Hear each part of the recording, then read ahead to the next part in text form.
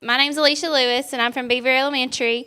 And as you can see, I brought two of my really, really good students with me. This is, I'll let them introduce themselves in a minute because they've got a lot to show you. So I'm going to go kind of fast because I want them to be the star of all this. So real quick, what we did is I had a grant, and we've got the Dash and Dot robots.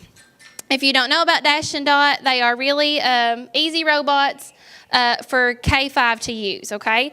So what the research showed, what I kind of got into all this is because I teach just math this year. And so what I had found when I was looking about STEM activities is there are going to be 1.4 million computer science jobs available in 2020. However, only 400,000 graduates are going to be qualified to do that. I want our kids to be ready for what the world is coming.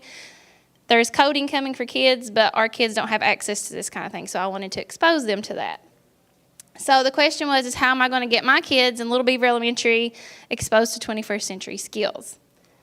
The objectives were to teach them about coding. Just to introduce them, a lot of our kids are all about video games and they love computer science, but they don't really know where to access those kinds of things or what to do with it. So my action plan was, first of all, we got 6 robots. They came in a package of 6, and then we got an accessory box. And here was another problem that I felt like. The only time that any of our kids got to work with computer science was if they were in STLP. However, at our school, you have to be 4th grade and up. So where was the little ones in all this? The Challenger Center came. However, our little ones weren't invited because they were scared. Or, oh, the little ones can't, it's always with primary. The little ones can't do this. The little ones are too little to do this. They're not. Give it to them, let them try it. They'll blow your mind with what they can do. I wanted them to be able to use these for cooperative play, for teamwork, patience. Some of these codes are pretty hard. I had a hard time with them. So my kids have learned that even if I wanted them to learn how to fail forward. Even if they messed up, don't give up, keep trying again and again. And that's a skill that they can use in my math class that's went from the coding with the robots to trying a hard math problem. Measuring success. I really didn't measure their success with any kind of test or with any kind of percentage. I just measured it by observation. How well can my kids communicate with each other? Kids have a hard time talking to each other because we're always on the phones. They need to communicate with each other. To analyze a problem. What are they going to do if they had a problem with their coding? How are they going to solve that?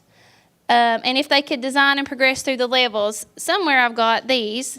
So this kit, it comes with all these challenge cards. Like, you don't have to do anything. Like, if they have extra time, they can just come up here, pull out a card, and practice coding.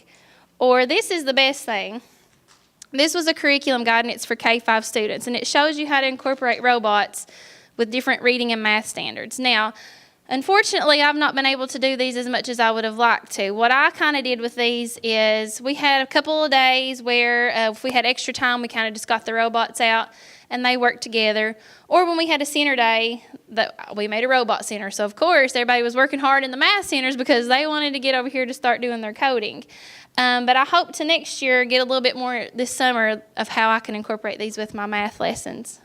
And here, well, if I click this, will it just play or? Just go ahead and click the link.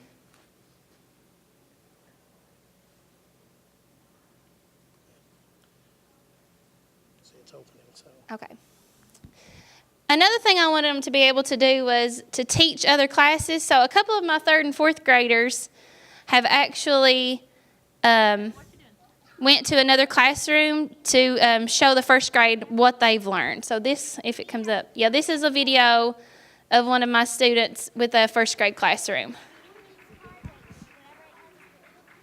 We have to program that into them, and it will do what it does. Ah, cool. Can you show me? We start with I. We start with what color do you want it to be? Oh, I want it to be red. Red?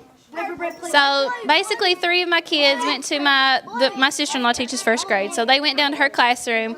This is my little student right here. So she's the center of the group here. And as you can see, they're all engaged and she is teaching them. So that's the best thing. That's the biggest success I can feel. If they can teach it to somebody else, then they obviously know what they're doing. And then I don't know how long that goes, so I'm just going to.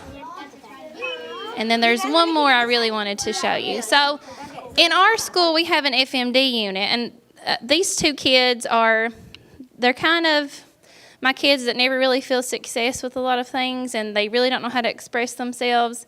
But this was just the sweetest little video to me, and I wanted to share it because they can code this robot and they know what to do. And that's why I want to say that these are very easy to use, and they have, yeah, here it is. What were we doing this morning? Robot. What are we doing with the robots? Making a what? Code. Okay. Wait, start it again. First, let me see your code. Okay, so there's your code. All right, now let's watch him do it.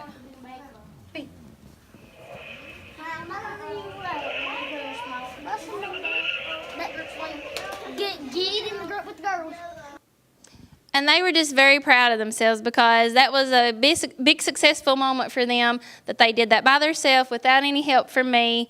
And now, I think that's all that I had for that. Yeah, okay, the best part. Maybe. I can't work this thing. I don't do all this. Okay, so now I'm going to turn it over. So stand up here, Luke. And I'm going to let them introduce yourselves and tell them what you're going to do. I'm Lucas Hall from Beaver Creek Elementary. I'm 9 years old.